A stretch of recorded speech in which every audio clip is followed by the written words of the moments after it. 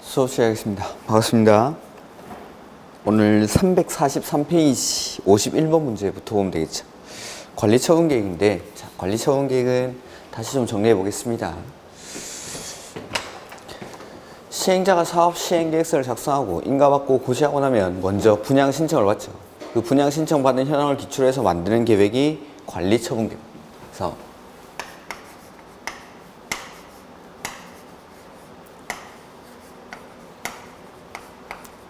이렇게 관리처분 계획을 작성을 해서 관리처분 계획대로 사업을 시행한 후에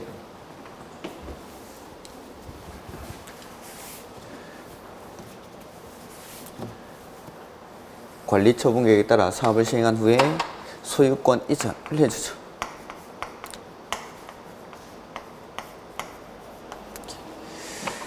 관리처분 계획을 작성하는 기준은 면적, 그 다음에 이용 상황, 환경, 이렇게, 그 다음에 관리처분 계획의 내용에 들어가는 것들 보면은 첫 번째가 설계였는데 이 설계는 분양 설계죠.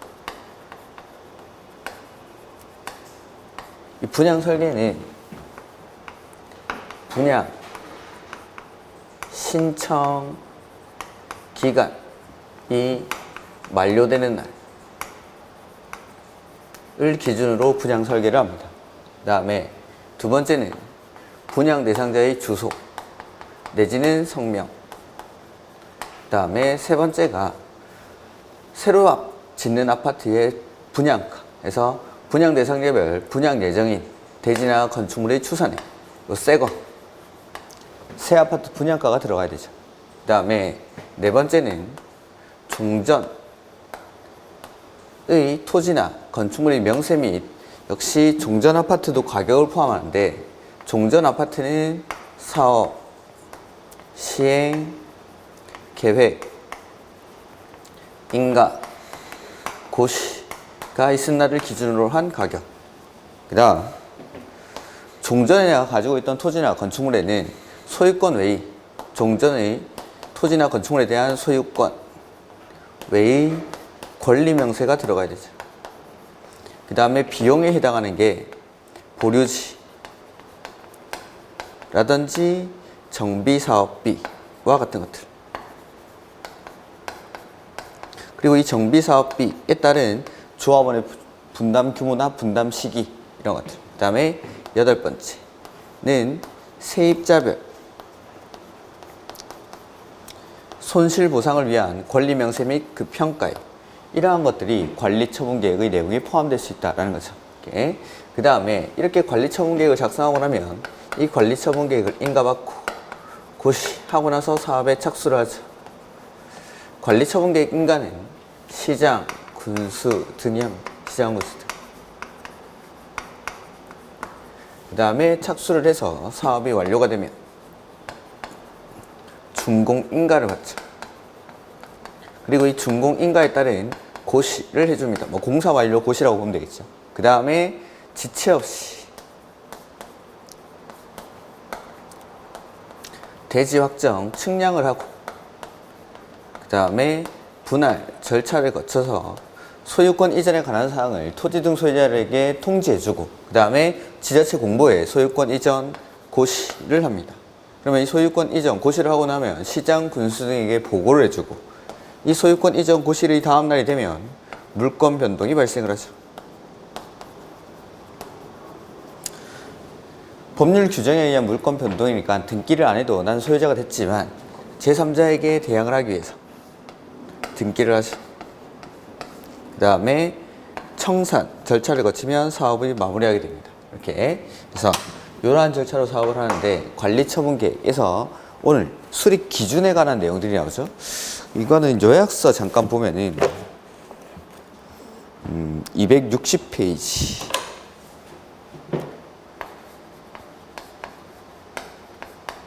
요약서 페이지가 260페이지 거기 종류 등이라고 나와 있습니다. 종류 등 그거 잠깐 보죠. 뭐 물론 요약서에도 일부는 나와 있는데 위쪽에 있는 게 없어서 보면은 동그라미 1번에 면적 이용 상황 등을 고려라고 되어 있고 필요한 경우 증가 감소. 그래서 더 줄 수 있고 덜 줄 수 있고 라는 거죠. 그 다음에 너무 좁은 토지 또는 건축물 그 밖에 정비구역 지정 후 분할된 토지들에 대해서는 안 줄 수 있다 라는 거. 이렇게 그래서 더 줄 수 있고 덜 줄 수 있고 안 줄 수 있고 그 다음에 입체한지 처분해서 건축물의 일부와 대지의 공유 지분을 교부할 수 있다. 그래서 재해 또는 위생상 위해를 방지하기 위해서 특별한 필요가 있는 때에는 그 종전 토지에 가름해서 넓혀서 토지를 가름해서 보상하거나 아니면 입체한지처럼 구분 건축물의 일부랑 그 대지의 공유 지분을 교부할 수 있다. 그래서 재해 또는 위생상 위해를 방지할 특별한 필요가 있을 때에는 너무 좁은 토지는 그 토지를 넓혀서 보상을 하거나 내지는 건축물 일부와 그 건축물에 있는 공유 지분을 교부할 수 있다라는 거. 그 다음에 6번에 보면은 관리처분 계획에 따른 주택의 공급이 나오죠. 그래서 원칙은 6번이 원칙이죠. 7번이 예외고 원칙은 한 개를 줍니다. 한 명이 여러 개 가지고 있어도 하나를 주고 여러 명이 하나를 공유하고 있어도 한 개 주는 게 원칙인데 예외가 네 가지가 나오죠. 첫 번째는 2명 이상이 하나의 토지를 공유하고 있을 때 하나의 토지를 공유하고 있을 때에는 시, 도, 조례로 정하는 만큼 공급할 수 있다. 그 다음에 소유한 주택의 수만큼 주는 경우 해서 과밀역적 권역에 위치하지 아니한 재건축 사업은 소유한 주택의 수만큼 다만 투기가일주나 조정대상지역은 제외되죠. 그 다음에 근로자 숙소나 기숙사 용도도 가진 것만큼 세 번째가 공공, 국가, 지자체 주공한테는 소유한 주택의 수만큼 공급할 수 있다. 그 다음에 세 번째가 2주택 공급 1+1이라고 했죠. 하나 주고 한 개를 더 줍니다. 종전주택의 주거전용 면적이라든지 종전 건물이나 토지의 가격의 범위 안에서 한 개를 더 주는데 그 한 개 더 주는 건 면적은 60제곱미터 이하여야 되고 3년간 전매를 할 수가 없다라는 것. 그 다음에 네 번째는 소유한 주택의 범위 안에서 최대 3주택까지 공급하는 경우. 해서 아까 과밀역적 권역에 위치하지 아니한 재건축 사업에서는 소유한 주택의 수만큼. 근데 과밀역적 권역에 위치한 재건축 사업은 소유한 주택의 범위 안에서 최대 3개까지 공급을 할 수가 있다라는 거죠. 이렇게. 그 다음에 이런 것들이 이제 관리처분 계획에 따른 주택의 공급이고 요게 관리처분 계획의 기준입니다. 이걸 가지고 문제를 한번 풀어보죠. 51번 문제 343페이지 51번 문제 틀린 것인데 관리처분계획인가 고시가 있는 때에는 종전의 토지 또는 건축물의 소유자, 지상권자, 전세권자, 임차권자 등 권리자는 이전 고시가 있는 날까지 종전의 토지 또는 건축물에 대해서 이를 사용하거나 수익할 수 없다. 그렇죠? 관리처분계획인가의 효과를 제가 저번 주에 했던 것 같은데 자, 다시 한번 해보면 자, 관리처분계획인가 받고 나서 착수를 할 때 이때 착수를 할 때에는 첫 번째 사용 수익이 정지가 되죠. 사용수익이 정지. 자, 사용수익이 원칙 정지가 되는데 다만 시행자가 동의했거나 손실보상이 완료되지 않은 경우에는 계속 사용수익 할 수가 있습니다. 그래서 방금 질문에 나왔던 거 그래서 사용수익이 정지가 된다라는 거. 이렇게 관리처분계획 인가 받은 날부터 소유권 이전 고시가 있는 날까지 종전의 토지나 건물을 사용할 수가 없다라는 거. 다만 시행자가 동의를 했거나 손실보상이 완료되지 않은 경우에는 계속 사용할 수 있다. 두 번째 철거를 합니다. 철거. 그래서 관리처분계획 인가의 효과로서 철거. 그래서 철거는 원칙 관리처분계획 인가 받고 나서 철거한다라고 했죠. 그 다음에 세 번째 지상권 등 계약의 해지라고 해서 용익권자의 권리 부호죠. 권리 추적. 그래서 사용수익이 정지가 되고 철거가 되니까 이 사람들이 이제 나가야겠죠. 나갈 때 그냥 나가는 게 아니라 첫 번째 계약을 해지합니다. 이 계약 해지에 따른 금전, 반환, 청구권은 시행자에게 행사를 하죠. 원래는 소유자가 줘야 되는 걸 시행자가 대신 갚았으니까 시행자는 소유자에게 구상권을 행사할 수 있고 구상이 안 되면 압류도 할 수 있다. 그 다음에 관리처분계획 인가 후 민법, 주임법, 상임법 상의 계약 기간에 관한 규정은 적용을 하지 않는다라는 거. 이게 관리처분계획 인가의 효과이죠. 그래서 사용수익을 할 수가 없다는 거. 그 다음에 2번 2명 이상이 하나의 토지 동그라미 할까요? 토지를 공유한 경우에는 시, 도, 조례로 주택 공급에 관해서 따로 정하고 있는 경우에는 시, 도, 조례로 정하는 바에 따라 주택을 공급할 수 있다. 그래서 하나의 토지를 공유했을 때 얘는 시도 조례로 따로 정하고 있는 경우에는 조례로 정하는 바에 따라 주택을 공급할 수 있다. 그 다음에 사업 시행 계획 인가의 고시가 있을 날을 기준으로 한 가격의 범위에서, 그래서 종전에 내가 가지고 있던 토지나 건물의 가격의 범위 안에서 한 개를 주고 한 개 더 줄 수 있죠. 이게 2주택 공급. 그래서 그때 1주택은 주거 전용 면적이 60제곱미터 이하여야 되죠. 그리고 2주택은 3년간 전매를 할 수가 없다라는 거. 4번. 그 다음에 5번. 과밀 억제권역의 투기과열지구로 지정된 지역에 위치한 재건축 사업의 경우에는 토지 등 소유자가 소유한 주택의 범위에서 3주택까지 공급할 수 있다. 과밀 억제권역의 재건축 사업에서는 3주택까지 공급할 수 있지만 투기과열지구나 조정대상 지역은 제외해야 되죠. 근데 지금 문제에 투기과열지구라고 돼 있으니까 요때는 한 개만.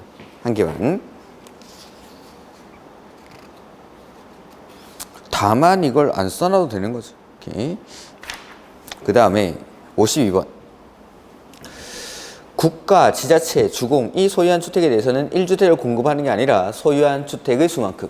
국가, 지자체, 주공은 소유한 주택의 수만큼. 그 다음에 지나치게 넓은 토지 또는 건축물에 대해서는 필요한 경우에는 이를 감소시켜 덜 줄 수 있다라는 거 있고, 더 줄 수 있고 덜 줄 수 있고. 그 다음 분양 설계에 관한 계획은 분양 신청 기간이 만료되는 날을 기준으로 하여 수립한다. 여기 분양 설계는 분양 신청 기간이 만료된. 그 다음에 과밀억제 권역에 위치하지 아니한 재건축 사업의 토지 등 소유자에게는 소유한 주택의 수만큼 공급할 수 있다. 그렇죠? 그리고 너무 좁은 토지 또는 건축물이나 정비구역 지정 후 분할된 토지를 취득한 자에게는 현금으로 청산할 수 있다. 안 줄 수 있다라는 거죠. 더 줄 수 있고 덜 줄 수 있고 안 줄 수 있고. 그 다음에 53번. 틀린 것인데 지나치게 좁거나 넓은 토지 또는 건축물은 넓히거나 좁혀 대지 또는 건축물이 적정 규모가 되도록 한다. 더 줄 수 있고 덜 줄 수 있고. 그 다음에 너무 좁은 토지 또는 건축물이나 정비구역 지정 후 분할된 토지를 취득한 자에게는 현금으로 청산할 수 있다. 안 줄 수 있다라는 거고. 3번. 재해 또는 위생상 위해를 방지하기 위해서 토지의 규모를 조정할 특별한 필요가 있는 때에는 너무 좁은 토지는 넓혀 토지를 가름하여 보상하거나 건축물의 일부와 그 건축물이 있는 대지의 공유 지분을 교부할 수 있다. 이렇게. 그래서 특별한 필요가 있을 때에는 너무 좁은 토지는 넓혀서 가름해가지고 보상을 하거나 건축물의 일부랑 그 건축물이 있는 공유 지분을 줄 수도 있다라는 거. 그 다음에 분양 설계는 여기 분양 신청 기간이 만료되는 날이었죠. 그 다음에 과밀억제 권역에 위치하지 아니한 재건축 사업의 경우에는 소유한 주택의 수만큼 다만 투기과열지구나 조정대상 지역은 제외된다라는 거. 그 다음에 54번. 준공인가 등에 관한 설명으로 틀린 것이죠. 자, 보면은 시장 운수 등은 준공인가를 하기 전이라도 완공된 건축물이 사용에 지장이 없는 등 기준에 적합한 경우에는 입주 예정자가 완공된 건축물을 사용할 수 있도록 시행자에게 허가할 수 있다. 그래서 원칙적으로는 준공인가를 받고 건물을 써야 되지만 사용에 지장이 없는 등 허가를 받았을 때 허가를 내어준 경우에는 사업 시행자가 준공인가 전이라도 미리 쓰게 할 수 있다라는 거죠. 그 다음에 정비구역의 지정은 준공인가의 고시가 있을 날의 다음 날이란 말이 들어가 있죠. 그래서 해제, 실효 이런 것들 나오면 항상 다음 날, 준공인가의 고시가 있을 날의 다음 날. 다만 관리처분계획 수립한 경우에는 소유권 이전 고시가 있을 날이 다음 날. 이렇게. 그 다음에 정비구역의 해제는 조합의 존속에는 영향을 주지 아니한다. 네, 그렇습니다. 자, 무언가 사업을 안 해서 우리가 앞쪽에서 배웠던 정비구역 해제 사업들이 있죠. 추진년에 들어가면 2년, 나머지는 3년, 토지 등 소유자가 시행하는 재개발 사업은 5년, 이런 것들. 그 다음에 토지 등 소유자에게 과도한 부담, 목적 달성 불능, 30% 이상의 요청 해서 무언가 사업이 진행이 되지 않아서 중도의 정비구역이 해제가 될 때는 조합 설립 인가나 추진위원회 구성 승인은 취소된 것으로 봅니다. 다만 정비사업의 완료로 정비구역이 해제되는 경우에는 조합의 존속에는 영향을 미치지 않습니다. 이 두 가지를 좀 구분하셔야겠죠. 그래서 사업을 안 해서 중간에 해제가 될 때에는 조합 설립 인가는 취소가 된 것으로 보지만 사업 완료로 인한 해제일 때는 조합의 존속에는 영향을 미치지 않습니다. 이렇게. 4번. 시행자는 공사 완료했다는 고시가 있는 때에는 지체 없이 대지 확정 측량을 하고 분할 절차를 거쳐 관리처분계획에서 정한 사항을 분양받을 자에게 통지하고 대지 또는 건축물의 소유권을 이전하여야 한다. 그렇죠?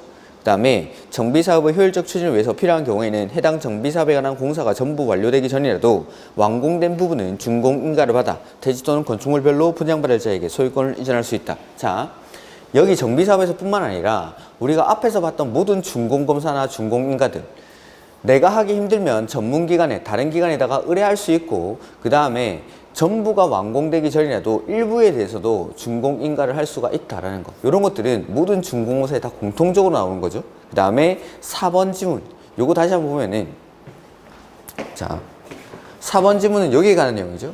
준공인가에 따른 고시가 있고 나면 지체 없이 대지 확정 측량을 하고 분할 절차를 거쳐서 관리 처분계에서 정한 사항을 소유자들에게 통지를 해줍니다. 그리고 나서 소유권 이전에 관한 사항을 고시를 하는 거죠. 이렇게. 요거에 이제 4번 지문에 관한 내용이죠. 그 다음에 55번 문제. 도시 및 주거환경 정비법령상 정비사업의 절차를 순서대로 나열한 것은 이라고 되어 있죠. 자, 정비사업을 할 때 N은 맨 처음에 정비 기본계획을 수립해야겠죠. 그리고 나서 이 기본계획에서 정한 예정구역별로 사업의 시기가 도래하면 정비 계획을 위반합니다. 그리고 나서 구역을 지정을 해야 되죠. 구역이 지정되고 나면 이제 시행자를 정하겠죠. 근데 여기는 시행자 지정도 빠져있죠. 시행자가 정해지고 나면 그 시행자가 만드는 계획이 사업 시행계획. 이 사업 시행 계획을 이제 인가받고 고시하고 나면은 사업 시행 계획을 인가받고 나면 분양을 해야 되죠. 그리고 분양 신청 받은 현황을 기초로 해서 만드는 계획이 관리 처분 계획. 그 다음에 이 관리 처분 계획에 따라 사업을 하고 나서 나중에 소유권 이전을 해주는 거죠. 그래서 이걸 가지고 문제를 한번 풀어보면 맨 처음에는 기본 계획이 나와야겠죠. 기본 계획. 그 다음에 정비 계획은 따로 없는 것 같으니까 그 다음에는 정비 계획을 위반을 해서 구역을 지정합니다. 구역 지정.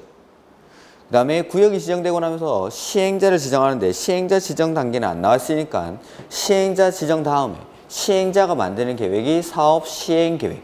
이 사업 시행 계획을 작성해서 인가받고 고시하고 나서 그 다음에 분양 신청을 받아야겠죠. 분양 신청 받는 단계도 안 나왔으니까 넘어가고 분양 신청을 받은 현황을 기초로 해서 만드는 계획이 관리처분 계획. 이 관리처분 계획을 인가받고 고시하고 나서 그 다음에 여기 문제는 분양처분이라고 되어 있는데 분양처분보다는 그냥 소유권 이전이라고 하는 게 낫겠죠. 소유권 이전. 그래서 소유권 이전에 관한 사항을 고시를 해줍니다. 일단 정답은 1번인데 분양처분이라는 단어는 쓰지 않습니다. 이렇게. 그 다음에 56번. 자, 보면은 정비사업의 절차를 진행 순서에 따라 바르게 나열한 것이라고 되어 있는데, 자, 요거는 관리처분 계획부터 보면 되겠죠. 분양 신청을 받고 난 이후의 절차를 쪼개놓은 거죠. 자, 분양 신청을 받고 나면 그 분양 신청 현황을 기초로 해서 관리처분 계획을 작성을 합니다. 그래서 처음에 나와야 되는 게 관리처분 계획을 작성하고 나서 이건 공사 완료 유예 절차를 써놨죠. 그러면은 자, 여기 다시 한번 가보죠.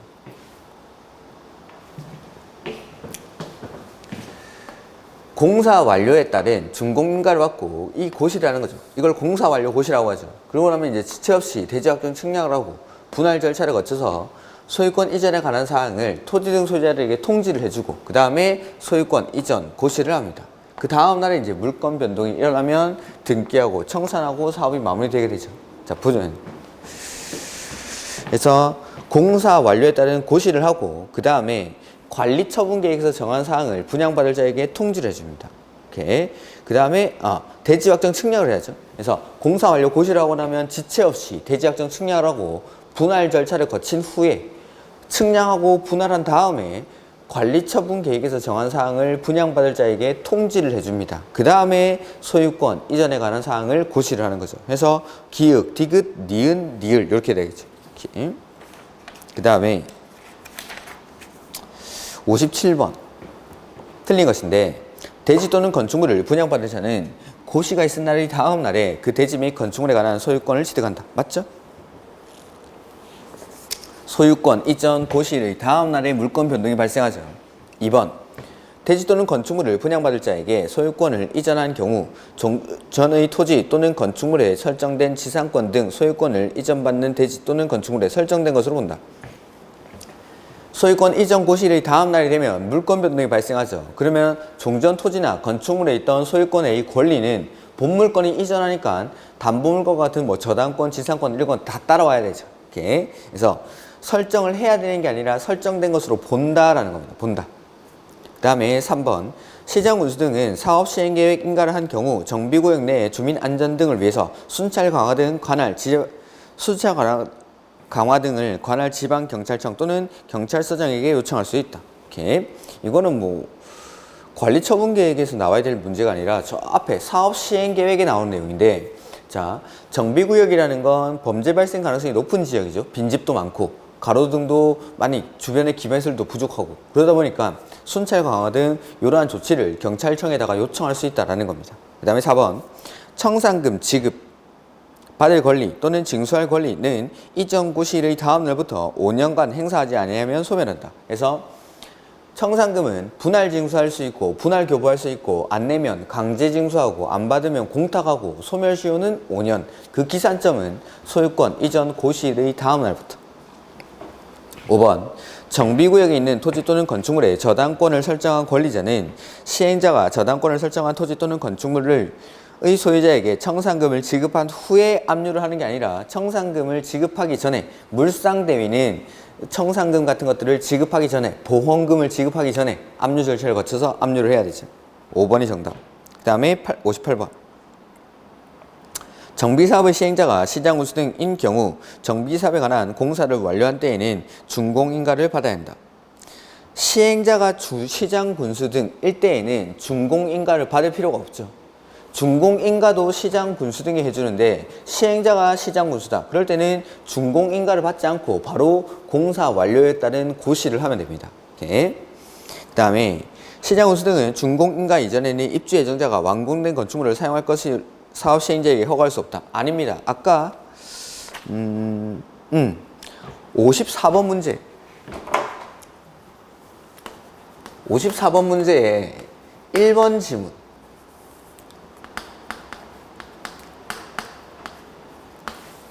54번 문제 1번 지문을 보시면 됩니다. 한번 같이 다시 읽어보면은 시장군수 등은 준공인가를 하기 전이라도 완공된 건축물이 사용에 지장이 없는 등 기준에 적합한 경우에는 입주 예정자가 완공된 건축물을 사용할 수 있도록 시행자에게 허가할 수 있다라는 거. 이렇게. 그래서 허가할 수 없다가 아니라 허가할 수 있죠. 허가할 수 있다. 그 다음에 3번. 건축물을 분양받을 자는 시행자가 소유권 이전에 관한 내용을 공부에 고시한 날에 건축물에 대한 소유권을 취득한다. 소유권이 변동하는 시점은 이전 고시일의 다음 날에, 소유권 이전에 관한 사항을 고시한 날의 다음 날에 소유권을 취득하죠. 그 다음에 정비사업에 관한 이전 고시가 있는 날부터 등기가 있는 때까지는 저당권 등 다른 등기를 하지 못한다. 그렇죠? 이렇게. 그래서 소유권 이전에 관한 등기는 지체 없이 해야 되죠. 소유권 이전 고시가 있을 날로부터 지체 없이 하고 소유권 이전에 관한 등기가 있을 때까지는 다른 등기를 할 수가 없습니다. 그 다음에 한국토지주택공사인 사업 시행자가 다른 법률에 의해서 자체적으로 준공인가 처리를 한 경우에도 시장 군수 등이 필요하다고 인정하면 준공호사를 다시 실시할 수 있는 게 아니라 실시를 하지 않습니다. 그래서 한국토지주택공사가 한국토지주택공사법에 따른 준공호사를 받은 경우에는 그 결과를 시장 군수 등에게 그냥 통보만 해줍니다. 그러면 별도의 준공호사를 받지는 않습니다. 아마 해설에 나와 있죠. 한국토지주택공사 등인 사업 시행자가 다른 법률에 의해서 자체적으로 준공인가를 처리한 경우에는 준공인가를 받은 것으로 보고, 이 경우 토지주택공사 등인 시행자는 그 내용을 지체 없이 시장군수에게 통보만 해주면 됩니다. 이렇게. 정답은 4번. 그 다음에 59번. 문제가 상당히 긴데, 자, 보면은 토지 등의 기속에 관한 설명으로 틀린 것과 싫어도 되는데, 시장군수 등 또는 토지주택공사 등이 정비사업의 시행으로 새로 정비기반시설을 설치하거나 기존의 정비기반시설을 대체하는 정비기반시설을 설치한 경우 국유재산법 및 공유재산 및 물품관리법에도 불구하고 종래의 정비기반시설은 시행자에게 무상으로 기속되고, 새로 설치된 정비기반시설은 그 시설을 관리할 관리청에 무상으로 기속된다. 기억이 나십니까? 우리 노트에는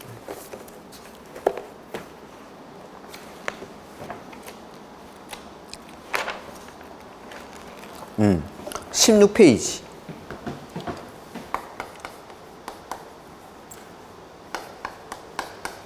16페이지에 가보면은 공공시설의 귀속이라는 게 있을 겁니다.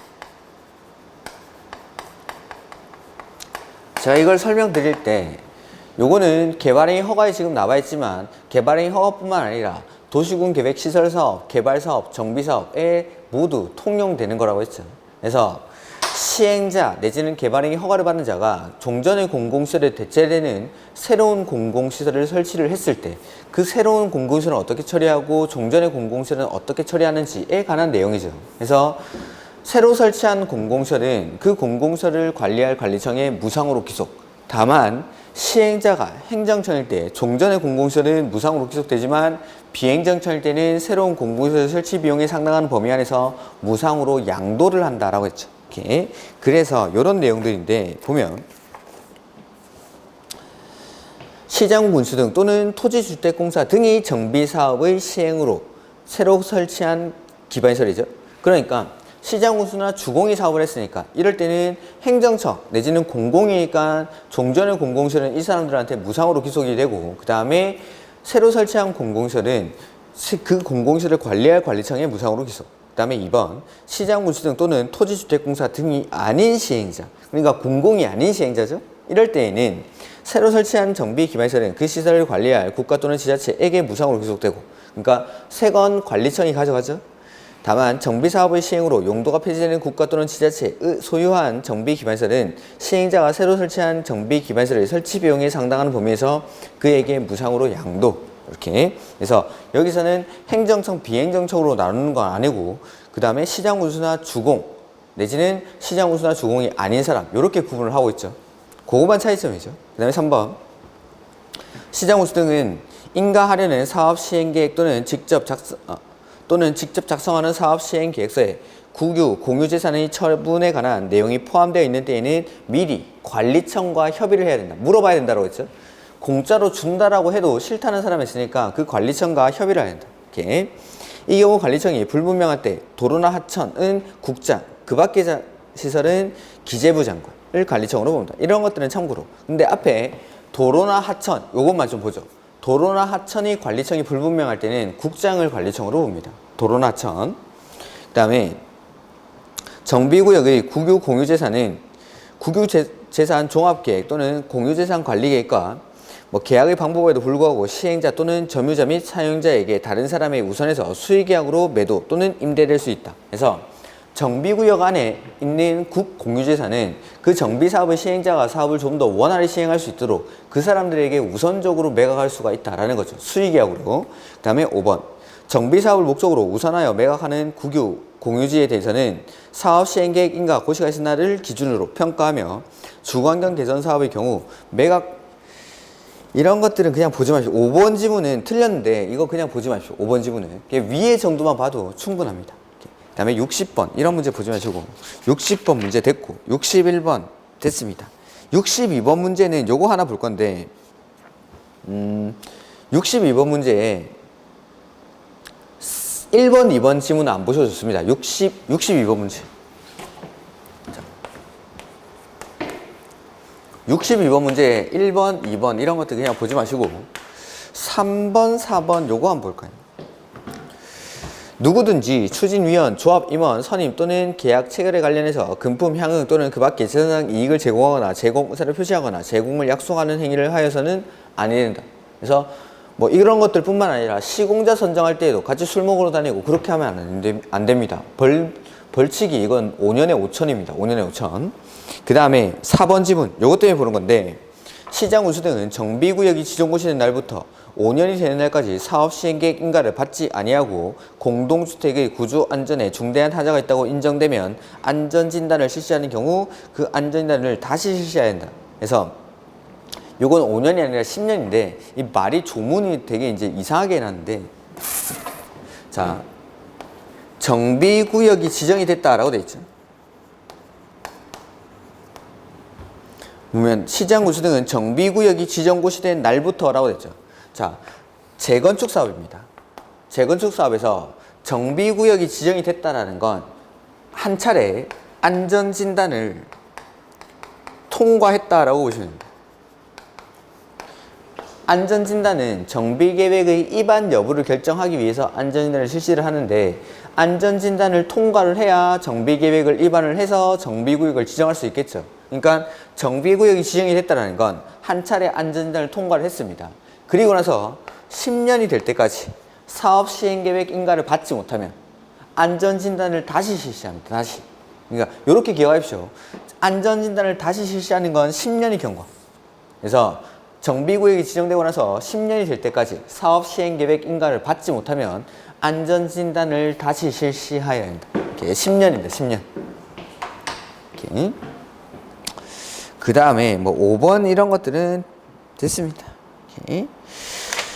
그 다음에 이제 건축법이죠. 그래서 건축법에서는 첫 번째 이제 적용 대상물이랑 기본적인 용어들이 나오겠죠. 그래서 적용 대상물을 몇 가지 보면은 최근에 뭐 카페 같은데 가보면은 뭐 수험생이 많아서 서울에는 되게 많이 그 첫날에 오전에는 뭐 접수도 못하고 그랬다던데 그 수험생이 많고 그런 것들은 굳이 신경을 안 쓰셔도 됩니다. 시험장에 가보시면 아시겠지만 한 반에 30명이 들어갑니다. 뭐 코로나 때문에 몇 명이 들어갈지 모르겠는데 30명 중에 절반은 시험장에 안 옵니다. 우리 공인중개사 시험은. 그러니까 절반이 안 오죠. 15명이 1교시 시험을 칩니다. 15명에서 20명 정도 많으면. 그 다음에 이 20명 중에 1교시를 치죠? 그럼 또 이 절반이 갑니다. 집에. 그럼 마지막에 2교시에는 한 7명, 8명, 10명이 채 안 남아서 시험을 치는 거죠. 그러면은 뭐 몇십만 명이 등록해도 그 중에 한 3분의 1은 헛수라고 생각하시면 됩니다. 헛수. 그 다음에 나머지 10명 중에, 30% 중에 10만 명 정도 되겠죠? 이 10만 명 중에 또 절반은 그냥 일찍 집에 가도 할 게 없어서 그냥 끝까지 앉아 있는 사람들. 그러면 시험장에 30명이 들어가면 마지막에 7, 8명 남는다고 했죠? 7, 8명 중에 역시 절반 정도는 굳이 집에 일찍 가도 할 게 없는 사람들. 그러면 진짜 합격할 수 있는 사람들은 한 3명 정도 앉아가지고 시험 치고 있는 거라고 생각하시면 됩니다. 그러니까 뭐 많이 등록하고 이런 것들은 전혀 지장이 없습니다. 그런 것들. 우리 시험과 같이 결시율이 높은 시험이 잘 없죠. 등록하고 안 오죠. 등록하고. 그리고 최근 또 시험이 얼마 안 남았는데 공법을 어떻게 해결해야 될까요? 이런 것들 많이 올라오죠. 그래서 뭐 답변을 다 하는데 저는 건축법과 주택법 위주로 합니다. 네, 지금은 시간이 얼마 안 남았기 때문에 암기사항 위주로 되어 있는 건축법과 주택법을 위주로 할 시기가 맞습니다. 그리고 건축법이랑 주택법을 한다라고 해서 개발법이랑 정비법을 아예 버려버리겠다. 그런 것들은 정말 좋지 않습니다. 개발법이랑 정비법에서도 쉬운 문제는 맞출 수 있도록 계속 공부를 하시면서 그런 것들을 반복을 하셔야 됩니다. 개발법이랑 정비법에서 쉬운 부분이라도 절대 버리면 안 됩니다. 그래서 자, 건축법 볼 건데 건축법에는 첫 번째는 적용 대상물이 나오죠. 이 건축법을 어디에다 적용할지. 그래서 건축법은 첫 번째로 건축물에 건축법을 적용합니다. 건축물이란 토지에 정착하는 공작물 중 지붕, 과, 기둥 또는 벽이 있는 것. 그 다음에 이에 딸린 시설물, 뭐 대문이나 담장 같은 거. 그 다음에 지하나 고가의 공작물에 설치하는 사무소, 공연장, 점포, 차고, 창고 이런 것들이 건축물이죠. 다만 건축물이긴 한데 건축법을 적용하지 않는 건축물들이 있었죠.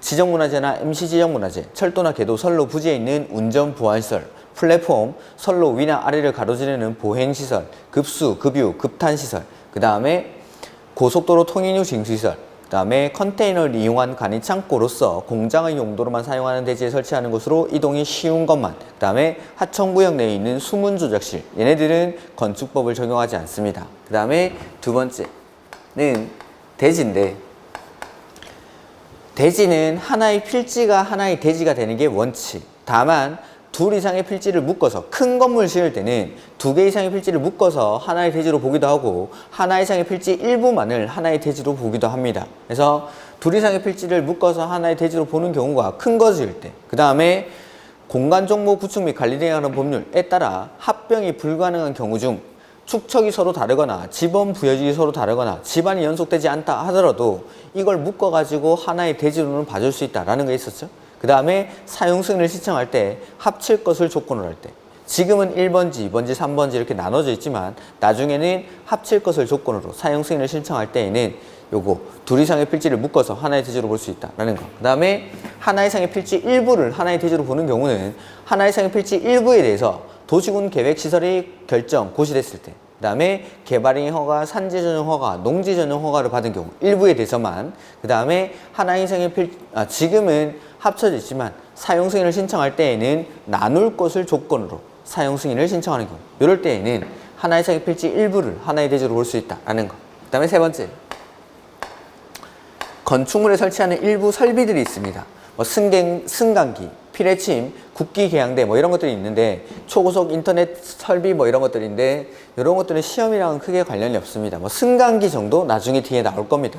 그 다음에 네 번째, 건축법에 적용을 받는 일부 공작물이 있었죠. 요거는 좀 정리를 해보면, 옹벽이나 담장은 2m를 넘는, 광고탑, 광고판은 4m를 넘는, 그 다음에 장식탑, 기념탑, 첨탑도 4m를 넘는, 태양에너지를 이용한 발전 설비는 5m를 넘는, 그 다음에 굴뚝은 6m, 그 다음에 철탑, 그리고 통신용 철탑 이런 것들도 6m, 그 다음에 고가수조는 8m, 그 다음에 지하대피소는 30제곱미터, 여기까지는 싹 다 넘는,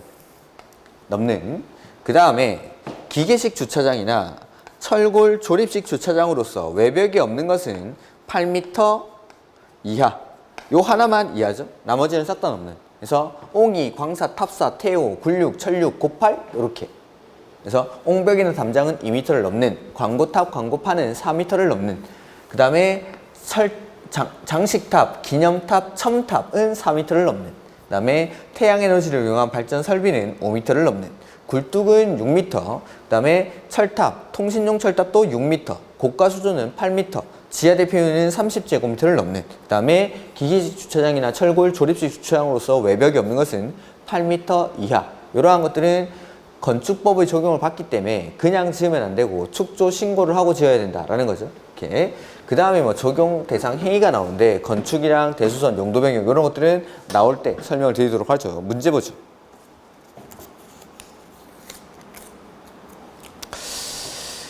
356페이지 1번 문제. 356페이지의 1번 문제. 틀린 것이라고 되어 있죠. 토지에 정착하는 공작물 중 지붕과 기둥 또는 벽이 있는 것을 건축물이라 한다. 맞죠? 원칙적으로 건축물이란 토지에 정착하는 공작물 중 지붕과 기둥 또는 벽이 있는 것. 그 다음에 2번, 지하의 공작물에 설치하는 사무소, 공연장, 점포, 차고, 창고 이런 것들 싹 다 건축물에 해당하죠. 지하나 고가의 공작물에 설치하는 사무소, 공연장, 점포, 차고, 창고 이렇게. 그 다음에 건축물에 딸린 대문이나 담장 등도 건축물에 해당한다. 건축물은 토지에 정착하는 공작물 중 지붕과 기둥 또는 벽이 있는 것, 그 다음에 이에 딸린 시설물까지도 건축물에 해당하죠. 뭐 대문이나 담장 같은 것들을 말한다고 했죠. 4번, 건축물과 분리되어 축조되어 되는 옹벽 등은 건축물에 해당하지 아니한다. 그렇죠. 건축물과 분리돼서 축조되는 옹벽은 공작물이죠. 공작물. 건축물이 아니라 공작물. 그 다음에 토지에 정착하는 공작물 중 지붕과 벽이 있는 것은 건축물에 해당한다. 그래서 지붕은 반드시 있어야 되고 기둥이나 벽은 둘 중에 하나만. 그래서 지붕 있고 벽이 있으면 건축물에 해당한다. 맞죠? 그 다음에 2번, 건축법 적용 대상에 해당하는 것 해서 공장의 용도로만 사용하는 대지에 설치하는 것으로서 이동이 쉬운 컨테이너를 이용한 간이 창고는 건축법을 적용하지 않죠. 그 다음에 지정문화재나 임시지정문화재, 그 다음에 전통 건축물. 그러니까 자, 지정문화재나 임시지정문화재 일대에 건축법을 적용하지 않는 거지, 전통 건조물, 전통 한옥, 그냥 전통 방식으로 지었다라고 해서 그게 싹 다 문화재인 것은 아니죠. 그러니까 전통 건조물이나 전통 한옥 이런 것들은 당연히 건축법을 적용을 합니다. 그 다음에 고속도로 통행료 징수시설, 5번에 철도, 궤도, 선로, 부지에 있는 플랫폼 이런 것들은 적용을 하지 않죠. 그 다음에 뒤에 또 문제가 나오나? 또 안 나오니까 먼저 보면은, 자, 이러한 것들 오답으로 주로 나오는 것들 몇 가지 체크해 드리면은, 철도나 궤도, 선로, 부지에 있는 운전, 보안시설, 플랫폼, 급수, 급유, 급탄시설 이러한 것들에다가 적용을 하지 않는데 철도 역사 이러한 것들에는 당연히 적용을 하겠죠. 서울역 역사, 광명역 역사 이런 것들 철도 역사는 당연히 적용을 합니다. 그 다음에 고속도로 통행료 징수시설은 적용을 하지 않지만 고속도로 휴게소 그 다음에 뭐 객관식 문제집에 몇 번 나오는 게 과적 차량 검문소 이러한 것들에는 당연히 건축법을 적용을 하게 됩니다. 거기 없는 것들은 싹 다 건축법을 적용을 합니다. 건물일 때. 그래서 이런 것들도 오답으로 나올 수 있다. 전통 건조물, 전통 한옥뿐만 아니라 이러한 것들도 좀 유의를 하시라는 거죠. 그 다음 3번 문제. 대지에 관한 설명으로 틀린 것. 대지란 공간정보 구축 및 관리 등에 관한 법률에 따라 각 필지로 나눈 토지, 즉 하나의 필지, 각 지번 부여 지역별로 하나의 대지가 되는 게 원칙이다라는 거죠. 그 다음에 대지는 지목이 대의어야 한다. 지목이 대인 토지는 아닙니다. 지목이 대인 토지가 대지가 되는 게 아니라 공간정보 구축 및 관리 등의 법률에 따라 각 필지로 나눈 토지 중 건물을 지어져 있거나 건물을 지을 수 있는 땅을 대지라고 합니다. 이렇게 지목이 꼭 대가 아니라도 건물을 지을 수 있기 때문에 건물을 지을 수 있는 땅이면 대지에 나갑니다. 그 다음에 3번 지목이 달라서 합병할 수 없는 경우에는 두 필지 이상을 하나의 대지로 할 수 없다. 그렇죠. 두 필지 이상을 하나의 대지로 할 수 있는 경우는 지번 부여 지역이 서로 다르거나 축척이 서로 다르거나 집안이 연속되지 않을 때 지번 부여 지역이 서로 다르거나 축척이 서로 다르거나 집안이 연속되지 않을 때에는 합병은 안 되더라도 하나의 대지로 할 수 있다라고 했어요. 이 경우 빼고는 하나의 대지로 할 수가 없겠죠. 이렇게. 그 다음에 각 필지의 도면 축척이 서로 달라 합병할 수 없는 경우 그 합병이 불가능한 필지를 토지를 합한 토지를 하나의 대지로 할 수가 있죠. 그래서 방금 말씀드린 대로 지번 부여 지역이 서로 다르거나 축척이 서로 다르거나 집안이 연속되지 않을 때 이럴 때 하나의 대지로 할 수 있다라는 거. 5번에 하나 이상의 필지 일부에 대해서 국계법에 따른 개발행위 허가를 받은 경우 하나의 대지로 할 수 있다. 예. 그래서 하나 이상의 필지 일부에 대해서만 개발행위 허가, 산지 전용 허가, 농지 전용 허가를 받은 경우에는 그 부분만 따로 떼서 대지로 봐주겠다라는 뜻이죠. 오케이. 그 다음에 4번. 건축법령상 하나 이상의 필지 일부를 하나의 대지로 할 수 있는 토지가 아닌 것. 해서 그러니까 이런 것들이죠.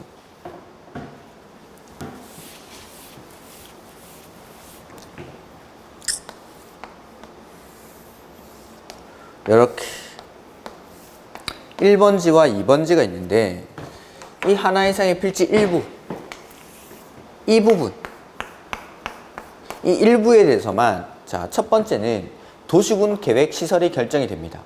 그러니까 기반시설 관리계 결정이 이 부분에 대해서만 되는 거죠. 그러면 이것만 떼서 따로 대지로 보겠다라는 거. 그 다음에 이 일부 토지에 대해서만 개발행위 허가, 산지 전용 허가, 농지 전용 허가를 받은 겁니다. 그러면 요 일부만 대지로 봐주겠다라는 거. 이렇게. 그 다음에 지금은 1번지, 2번지 이렇게 돼 있지만 나중에 사용 승인을 신청할 때 여기를 따로 나눠서 요 부분만 1-1번지 나눌 것을 조건으로 나눌 것을 조건 사용 승인을 신청할 때 나눌 것을 조건으로 건축허가를 신청한 경우에는 요 부분만 하나의 대지로 봐주겠다라는 거. 그래서 보면은 하나 이상의 필지 일부에 대해서 도시군 계획시설이 결정 고시된 경우 그 다음에 하나 이상의 필지 일부에 대해서 개발행위 허가 3번에 농지 전용 허가 4번에 산지 전용 허가 그 다음에 5번 사용 승인을 신청할 때 둘 이상의 필지를 하나의 필지로 합칠 것을 조건이 아니라 나눌 것을 조건으로 해서 허가를 신청할 때 나눌 것을 그래서 5번이 틀렸죠. 그 다음에 5번에 시장 군수 구청장에게 신고하고 축조하여야 하는 공작물에 해당하는 것 옹이 광사 이런 것들 물어보는 거죠.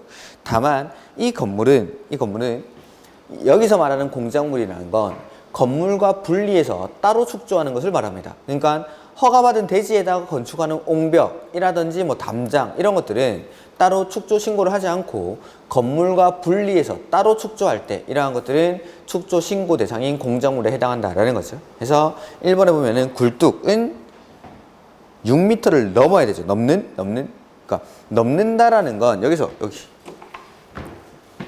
옹이, 광사, 탑사 이런 것들 넘는이라는 건데 이 넘는은 초과를 의미해요. 초과. 그래서 6m를 넘어야 되니까 굴뚝이 6m다 라고 하면은 초과가 아니니까 이런 것들은 건축법을 적용을 하지 않는 거죠. 그래서 넘는이라는 건 초과를 의미한다 라는 거. 그 다음에 높이 6m를 넘는, 이건 좋은 문제는 아니죠.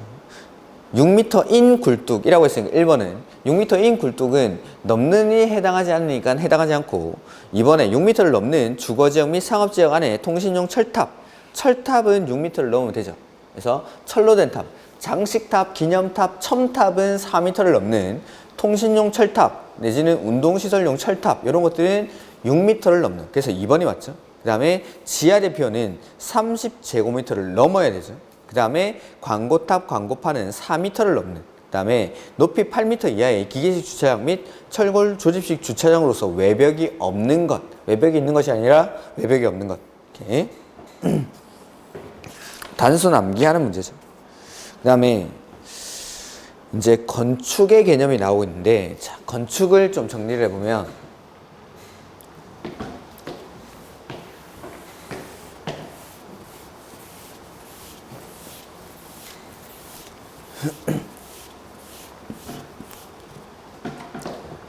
자, 건축법을 적용하는 행위, N은 첫 번째가 건축, 그 다음에 두 번째가 대수선, 그 다음에 세 번째는 용도 변경, 이런 행위들이 있죠. 우리 책에는 용도 변경이 저 뒤에 나오니까 용도 변경은 따로 그때 가서 설명을 드리겠습니다. 자, 첫 번째 건축인데, 건축법상 건축에는 크게 5가지 행위가 있죠. 첫 번째가 신축, 그 다음에 두 번째는 증축, 그 다음에 세 번째는 개축, 그 다음에 네 번째는 재축, 다섯 번째는 이전. 이러한 것들을 건축법상 건축이라고 부르죠. 건축법상 건축. 이렇게. 그래서 이렇게 되는데, 신축은 원래 없다가 새로 짓는 거, 증축은 원래 있었는데 커지는 거,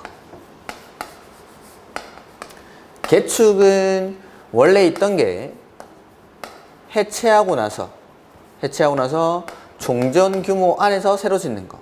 그 다음에 재축은 원래 있는데 이게 자연재해 등으로 멸실되고 나서 새로 짓는 거. 그 다음에 이전은 주요 구조부를 해체하지 아니하고 같은 대지에서 위치를 옮기는 것을 이전이라고 하죠. 일단 이게 기본적인 개념들. 그 다음 여기 하나의 대지가 있는데, 이 대지에 원래는 부속 건축물만 있었죠. 부속 건축물만 있는 대지에 새로 주된 건축물을 축조한다 라고 하면은, 이건 결과적으로는 연면적이 늘어났지만 신축으로 보겠다라는 거죠. 부속 건축물만 있는 대지에 새로 주된 건축물을 축조하는 것은 증축이 아니라 신축. 그 다음 증축은 건축면적, 연면적, 높이, 층수가 늘어나면 증축. 그러니까 단순히 층수나 높이만 늘어나는 것도 증축으로 봅니다. 해서 자, 원래 이렇게 단층의 건물이 있었는데, 원래는 1층짜리 건물이었는데 이 중간에 벽을 만드는 거죠. 그래서 이 건물의 층수를 1층, 2층 이렇게 층수만 단순히 늘어났다. 이것도 증축. 그 다음에 원래 건물이 있다가 이 건물의 전부 내지는 일부를 해체하거나 멸실하고 나서 종전 규모 안에서 새로 지으면, 요거는 해체하고 새로 지으면 개축, 멸실되고 새로 지으면 개축이 되는데, 이걸 더 크게 지었을 때는 어떻게 되냐라는 거죠. 크게 지었을 때. 그래서 전부를 해체하거나 멸실하고 나서 더 크게 지으면 이때는 신축. 근데 일부를 해체하거나 멸실하고 나서 더 크게 지었을 때는 요거는 증축. 요거까지. 그래서 기본적인 개념들은 너무 쉬우니까 기본적인 개념들에다가 요런 내용들. 그래서 부속 건축만 있는 대지에 새로 주된 건축을 축조하는 것은 신축이고, 단순히 층수라든지 높이가 늘어나는 것도 증축. 원래 있던 건물이 해체하고 멸실하고 나서 더 커졌을 때, 전부를 해체하고 멸실하고 나서 더 커지면 신축, 일부를 해체하고 멸실하고 나서 더 커지면 증축이다라는 것까지 이렇게.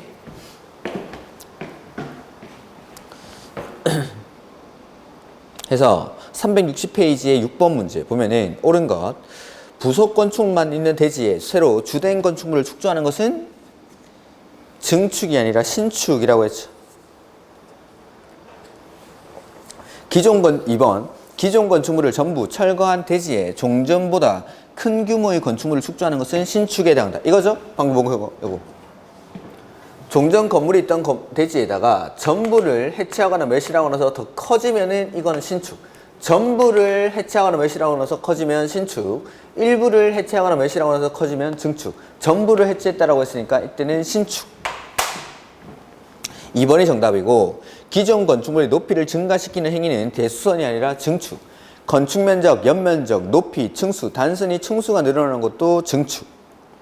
그 다음에 건축물이 천재지변에 의해서 완전히 멸실된 경우 종전과 같은 규모의 범위에서 다시 축조하는 행위는 개축에 해당하는 게 아니라 재축. 천재지변 등으로 멸실되고 나서 새로 지으면 재축, 해체하고 나서 새로 지으면 개축. 죄송합니다. 자, 다시. 해체하고 새로 지으면 개축, 멸실되고 새로 지으면 재축. 그 다음에 5번, 건축물의 주요 구조부를 해체하지 아니하고 다른 대지로 위치를 옮기는 것은 이전. 주요 구조부를 해체하지 않고 같은 대지 안에서 다른 위치로 옮기는 것을 이전이라고 하죠. 이렇게. 그 다음에 7번, 주된 건축만 있는 대지에 새로 부속 건축물을 축조하는 것은 신축이다. 주된 건축물만 있는 대지에 새로 부속 건축물을 축조하는 것은 증축이죠. 자, 아까 여기 보면은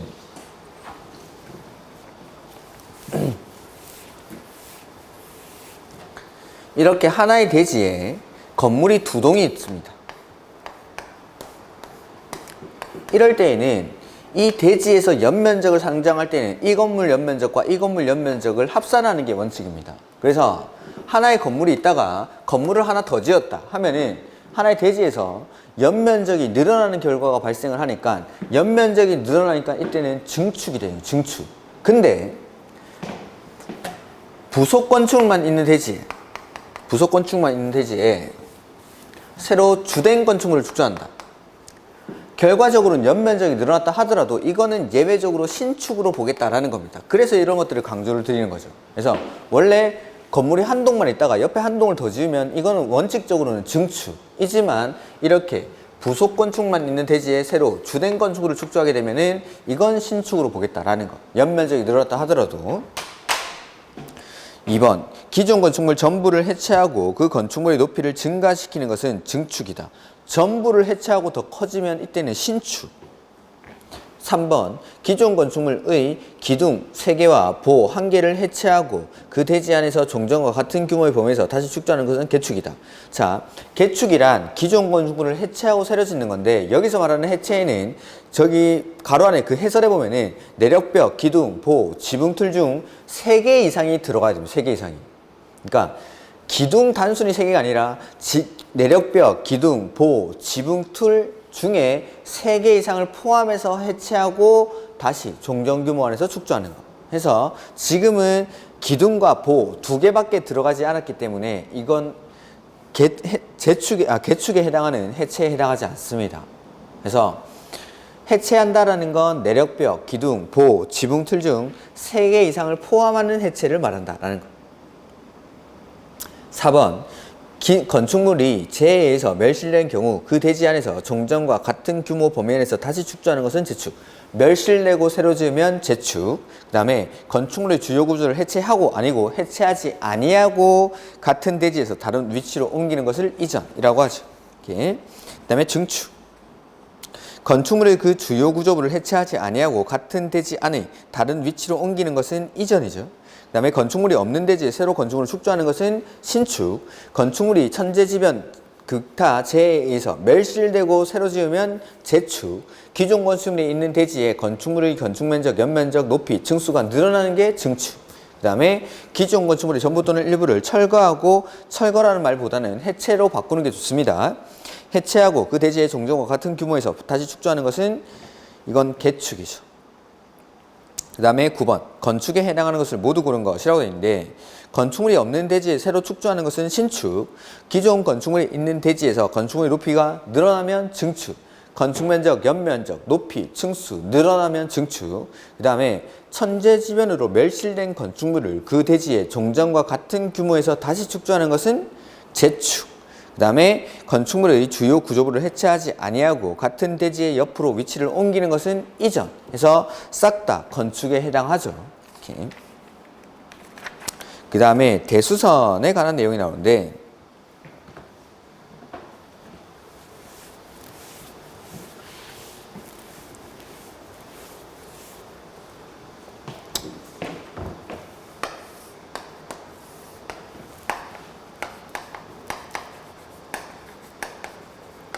대수선은 첫 번째 내력벽,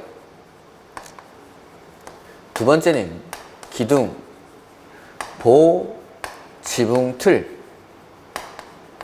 이런 것들을 증설 내지는 해체하거나 내력벽은 30제곱미터 이상 그 다음에 나머지는 3개 이상을 수선 변경하는 행위 이걸 대수선이라고 하죠. 그 다음 세 번째는 방화벽이나 방화 구획을 위한 바닥, 인하벽. 그 다음 네 번째는 주계단, 피난계단, 그리고 특별 피난계단.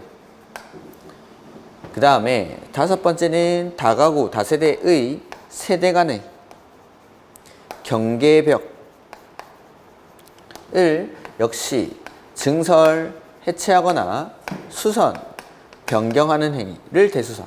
그 다음 여섯 번째, 건축물의 외벽, 마감재료를 역시 증설, 해체하거나 30제곱미터 이상을 수선, 변경하는 행위를 대수선이라고 합니다. 해서 대수선인지 아닌지를 판단할 때에는 숫자를 먼저 보는 게 아니라고 했습니다. 그래서 얘네들 주요구조부라고 했고 얘네들은 울트라라고 했죠. 그래서 증설 해체라는 말이 나오면은 그때는 무조건 대수선. 증설 해체가 나왔을 때 증설 해체가 나오면 일단 무조건 대수선이고 수선 변경일 때를 조심하시는 거죠. 수선 변경일 때는 앞에 거 확인해보고 주요 구조부일 때는 30제곱미터 이상 3개 이상이 맞는지를 확인을 해야 되고 수선 변경이 나왔는데 앞에 게 울트라다 이럴 때는 수선 변경 앞에도 숫자를 볼 필요가 없다라는 거죠. 요거는 수선 변경 앞에 숫자가 없으니까 1제곱미터 한 개만 수선 변경해도 무조건 대수선 울트라는 게. 그리고 외벽 마감 재료 요것도 까먹지 마시고 외벽 마감 재료를 증설 해체하거나 30제곱미터 이상을 수선 변경하는 행위가 대수선. 그래서 숫자 먼저 보면 헷갈리니까 항상 맨 끝에 증설 해체 나오면 일단 무조건 대수선. 근데 수선 변경일 때는 주요 구조 보면 숫자 확인하시고 즉 내력벽, 기둥, 보, 지붕 틀일 때는 30제곱미터 이상 3개 이상인지를 확인을 하셔야 되고 밑에 있는 울트라 얘네들은 숫자 볼 필요도 없이 수선 변경 역시 대수선이다 라는 거. 그 다음에 마지막에 외벽 마감재료 역시 30제곱미터 이상을 수선 변경할 때 대수선. 다만 대수선에 해당하는 행위라 하더라도 증축, 개축, 재축에 해당하면 안 됩니다. 그러니까 이런 것들 예를 한번 들었었죠. 내력벽을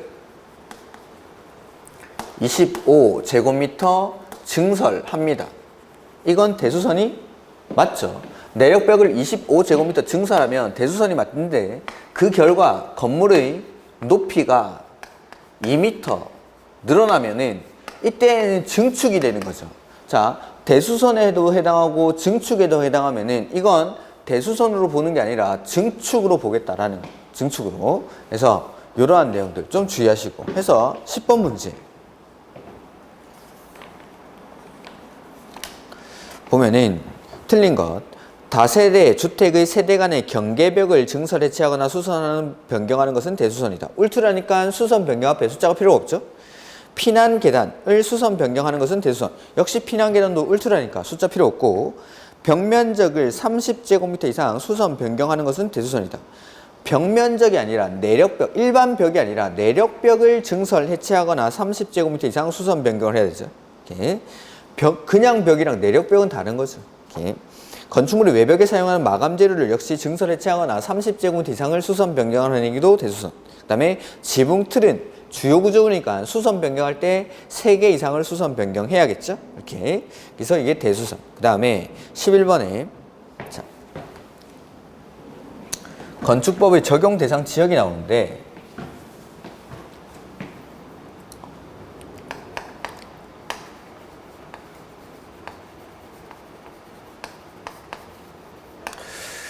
도시지역이라든지 지구단위 계획구역 그리고 동 또는 읍지역 이런 곳에서는 건축법을 100% 적용을 합니다. 여기를 이제 전면적 적용지역 이렇게 부르는 거죠. 근데 도시지역도 아니고 지구단위 계획구역도 아니고 동 또는 읍지역도 아닌 지역에서는 일부 규정을 적용하지 않습니다.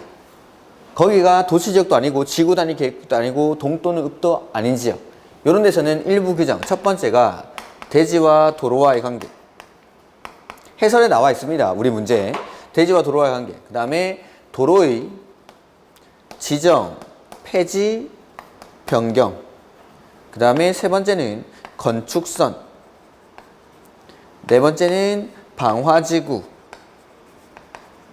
그 다음에 다섯 번째가 분할 제한 이러한 규정을 적용을 하지 않겠다라는 겁니다. 저 산골짜기에서는 대신에 이러한 지역에서도 뭐 건폐율, 용적률, 높이까지 적용을 안 하는 건 아니라고 했죠. 그래서 도시지역 및 지구단위 계획구역 외의 지역으로서 동이나 읍이 아닌 지역에서도 적용이 되는 규정해서 첫 번째 적용이 안 되는 규정들을 지워나가면 되겠죠. 대지와 도로와의 관계 그 다음에 건축선, 분할 제한, 방화지구 그 다음에 도로의 지정, 폐지, 변경 이러한 규정을 적용하지 않는데 이번에 보면은 대지 안의 공지 이러한 규정을 적용하지 않는다라는 말은 없죠. 그래서 정답이 2번. 그래서 적용하지 않는 규정이 해설에 나오죠. 대지와 도로와의 관계, 도로의 지정, 폐지, 변경 그 다음에 건축선, 방화지구, 분할 제한 이러한 규정을 적용하지 않는다라는 거. 이렇게. 그 다음에 12번에 아까 또 앞에 있던 문제죠. 건축법을 적용하지 않는 건물들 해서 하천구역 내에 있는 수문주작실은 건축법 자체를 아예 적용하지 않죠. 그러니까 하천구역 내에 있는 수문주작실이나 아까 건축법을 적용하지 않는 건물들 이런 것들은 자, 고속도로 통행료 징수시설은 건축법상 땡땡땡 규정을 적용하지 않는다 하면은 무조건 옳은 지문이죠. 고속도로 통행료 징수시설이라든지 지금 나와 있는 하천구역 내에 있는 수문주작실 얘네는 건축법을 적용하지 않겠다라고 했죠.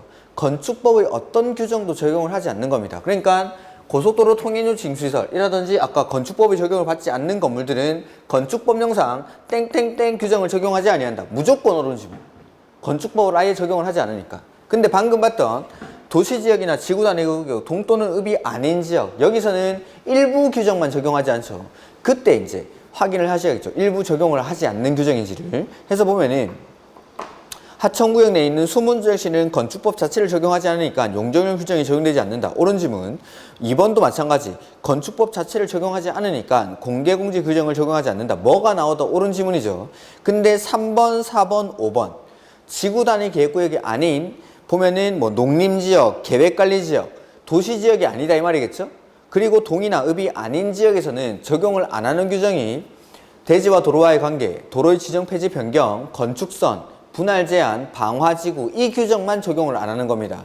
그래서 요렇게 3번, 4번, 5번 지문과 같이 나왔을 때는 뒤에를 확인을 하셔야겠죠.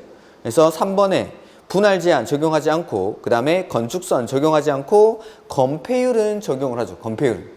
이렇게 해서 5번이 정답. 그 다음에 13번부터 각종 용어들이 나오는데 용어들은 조금 쉬었다가 보도록 하죠.